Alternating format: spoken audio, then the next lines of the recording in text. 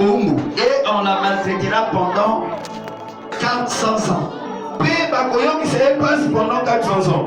Mais la nation à laquelle ils auront été asservis, c'est moi qui la jugerai. Dit Dieu. Après cela, ils sortiront et me rendront un culte dans ce lieu-ci.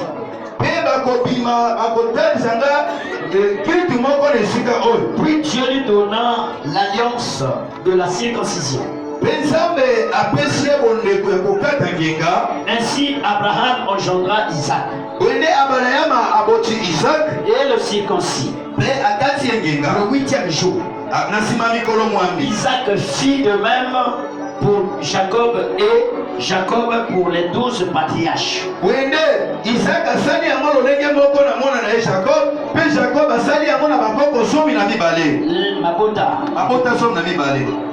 Les patriarches jaloux de Joseph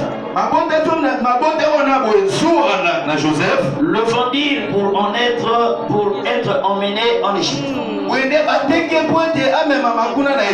Dieu était avec lui et le tira de toutes ses tribulations. Et lui donna grâce et sagesse devant le Pharaon, roi d'Égypte, qu'il établit gouverneur de l'Égypte et de toute sa maison.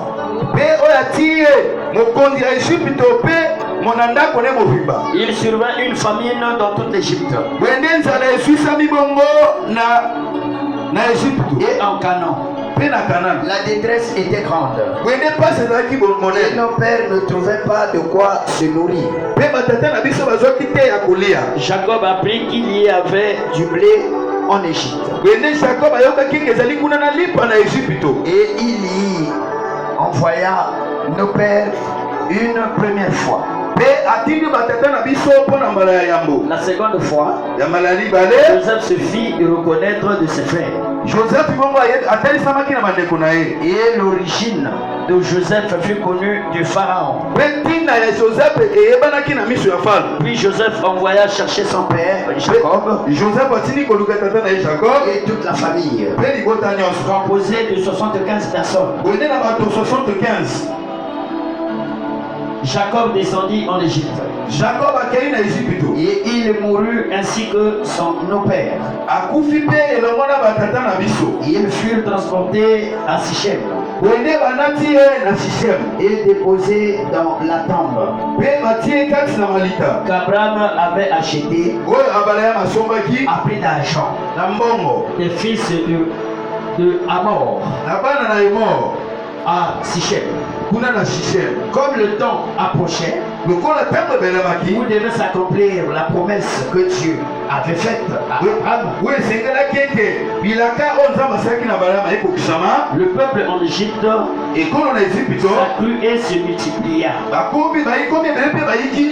L'avènement sur l'Égypte d'un autre roi qui n'avait pas connu Joseph. Ce roi avait une habileté perfide envers notre race.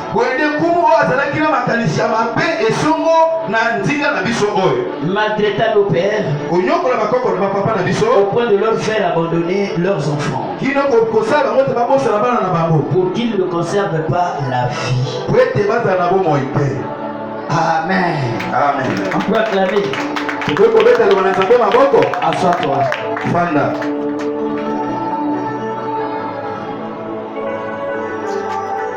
J'ai épinglé, s'il faut dire,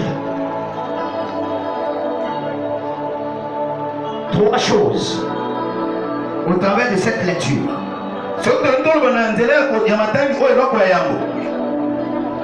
Et il y a eu d'abord une personne. Cette personne que nous l'avions constamment témoigné ici. Il s'agit d'Étienne. Ici, on nous dit il y a le sacrificateur.